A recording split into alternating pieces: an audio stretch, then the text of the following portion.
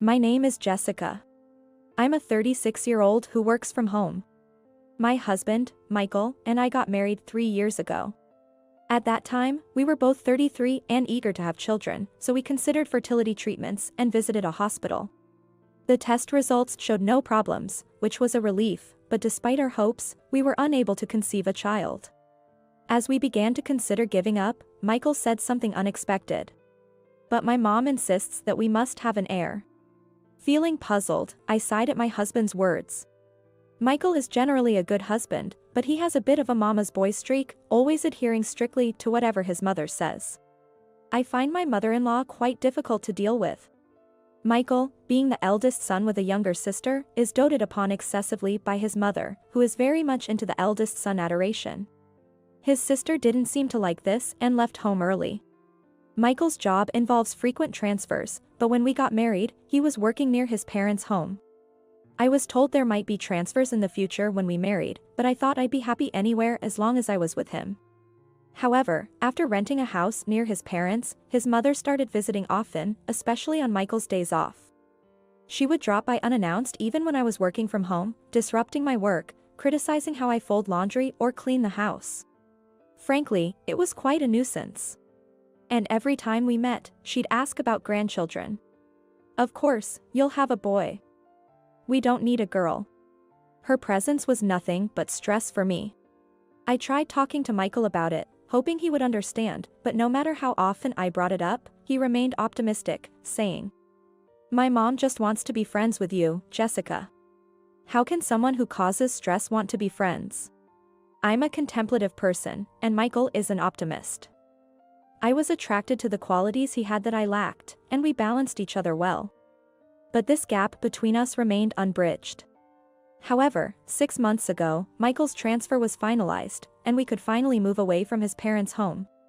Our new location is closer to my parents' home. It's mostly farmland around my parents' place, but Michael's new workplace is in a relatively bustling area with train access. A sort of regional city. Yet, it's less than an hour's drive to my parents' home. Moving relieved most of my stress, and I found my work and life to be much more comfortable. Then, just recently, I discovered I was pregnant. Michael and I hugged and celebrated together. Although I'm anxious about having a baby at an older age, it's a long-awaited pregnancy. When we reported the news to his parents, his mother's first reaction was, "It's a boy, right?" Even when Michael said we didn't know the gender yet, she insisted, "It has to be a boy." However, we later found out we were having a girl. When my mother-in-law learned this, she called me while Michael was away and said, "You're utterly useless. What did you even marry into this family for?" Perhaps due to hormonal changes or emotional instability, I ended up crying alone. When Michael came home and I told him what happened, he yelled, "Are you saying it's my mother's fault?" And I cried even more. Nevertheless, he cared for my well-being and helped with the housework. He's a good husband, if only his mother weren't involved. So, I managed to give birth safely. I returned home a few days after giving birth. Michael came to pick me up from the hospital, and we drove back to our house. To my surprise, my mother-in-law was there. I didn't expect her to come to see her granddaughter, yet there she was. I had a bad feeling, but Michael naively said, "Mom came to help out." While Michael was in another room with our daughter, my mother-in-law brought out a cake from the fridge. A celebration for the birth. "You couldn't have eaten anything good in the hospital, could you?" And she continued. "This cake cost $350. She said, handing me the cake box. $350? I had never heard of such an expensive cake and couldn't help but exclaim aloud. My mother-in-law nodded and urged me to open it. I wondered what a $350 cake would look like. With excitement, I placed it on the table and opened the box. However, I was concerned by the smirk on my mother-in-law's face. When I opened the box, I found a cake that didn't seem worth $350 at all. The whipped cream was dry, and although there was fruit on top, it clearly looked like canned mandarins. I wondered which bakery would sell such a shoddy cake for $350. I love sweets and usually enjoy any cake regardless of the price. Yet, this was the first time I felt so disappointed upon opening a cake box. But there was more to my mother-in-law's cake. I couldn't believe my eyes. As I raised my gaze from the cake, there she was, smirking. "How is it?" "The $350 cake?" she asked. Her words made my blood boil, and I threw the entire cake, box and all, into the trash can. "What are you doing? Please leave." As I raised my voice, Michael, surprised, came into the living room. Before I could explain, my mother-in-law burst into tears to Michael. "Jessica was so mean," she cried, pointing to the trash can. Seeing this, Michael became furious. "What have you done? Mom went through all the trouble to make that." Before I could explain the absurdity of the $350 cake, my mother-in-law spoke. "That's right. I made it myself for you, so it's worth $350. Now I understood. It made sense that no cake like that could be worth $350. Even for $35, let alone $350, I wouldn't buy it." That solved the mystery. No bakery would allow such a disrespectful presentation. As I was coming to terms with this, Michael said, "Jessica, apologize to my mom." He was, as always, unconditionally on his mother's side. While I stood there dumbfounded, I heard our daughter's voice from the other room. I rushed to her. I heard some commotion outside the door, but my daughter was more important at the moment. After she calmed down and fell asleep, I returned to the living room and found a note from Michael saying he had gone out to eat and that I should reflect on my actions. I was stunned. Could I continue living here with my husband? Should I really resort to running back to my parents? I had no other choice. With these thoughts, I curiously checked the trash can where I had thrown the cake. It was untouched, just as I had left it. I decided to take a photo of it. Then I called my parents and explained everything. My father immediately offered to come pick us up. I felt sorry for my newborn daughter, having to move again. But it would be better for both of us than staying here. Michael, who was supposed to have gone out to eat, didn't return for a while, but my father arrived first. As my father was loading our things into his car, Michael and my mother-in-law finally returned. They were surprised to see my father, but Michael started to get angry when he saw him moving our luggage. "Where are you going? Running back to your parents? Can't handle things on your own at your age?" His words were harsher than usual. It seemed he had been drinking, his face was red and I could smell alcohol on him. Furious at his state, I exploded. "How could you go out drinking, leaving your wife and newborn daughter alone? Right now, I just can't stand being in the same space as you." So I decided to seek refuge at my parents' house. Then, my mother-in-law, who also reeked of alcohol, chimed in. "Oh, scary. Good riddance to such a terrible wife." Her every word was infuriating. "Yes, exactly. I'll take our daughter and go, just as you wish. Please enjoy your time alone with Michael." Michael looked puzzled, but I ignored him and got into my father's car. My father remained silent, controlling his emotions. The next day, Michael contacted me. "Where are you? I was shocked to wake up and find you gone." "That's right. I had forgotten, but Michael tends to lose his memory when he drinks, which he doesn't do often." I sighed. "Don't you remember?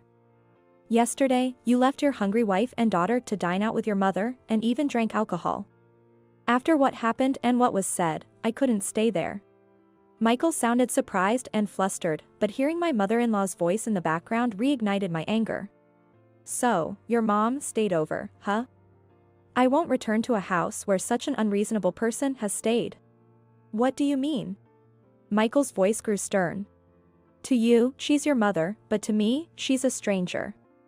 I'm tired and stressed postpartum, I don't have the capacity to cater to others. Whose fault do you think it is that we struggled to have a child? Her frequent visits and the stress they caused prevented my pregnancy. Otherwise? Why would I get pregnant so soon after moving away from her?" I felt relieved not seeing her face. But then I returned home with our daughter to find her there. I just can't. Despite knowing how rude I was being, my pent-up resentments made it impossible to stop. Then Michael yelled over the phone. "You're the worst. Come back immediately and apologize to my mom." His words left me stunned. The next thing I said was, "What?" in disbelief. I continued. "I took our daughter here as your mother wished." I spoke coldly, and Michael sounded confused.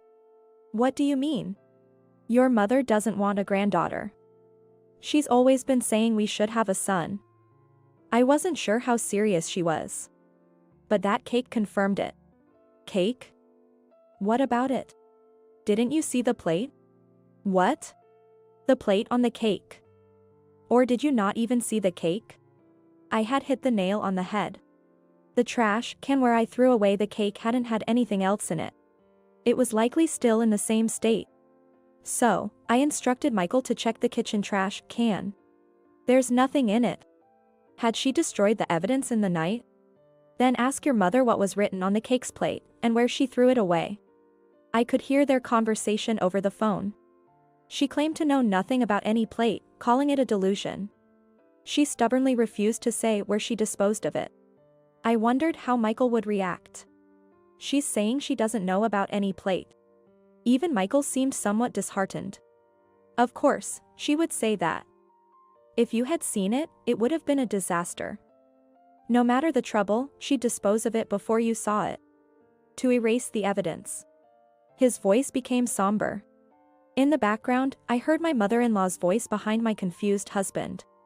Why don't you just tell her to come back and entertain me? She's really a useless daughter-in-law. Those words seemed to finally make Michael stop his mother. I'm going to hang up now and send you a text. Maybe you should show it to your mother as well. Once you've talked it over, contact me again. After hanging up, I sent Michael all the photos of the cake and the plate. Within 30 minutes, Michael called back, saying he was on his way to me. I stopped him. Stay there. Your father will be arriving soon. I hung up after saying just that. In fact, my father was so upset with Michael's behavior yesterday that he contacted my in-laws. He had reported everything to them. My father-in-law, unaware of the situation, apologized profusely and said he would talk to Michael. In the evening, Michael and his parents arrived at my parents' house. Upon arrival, Michael immediately apologized to me. I had no idea about all of this, not just now but even before. I had no clue Mom was treating you like this, Jessica. Seeing his seemingly repentant demeanor, I realized I had become indifferent. Do you think I didn't know is enough? I talked to you about these issues when we lived in the previous house. But you did nothing.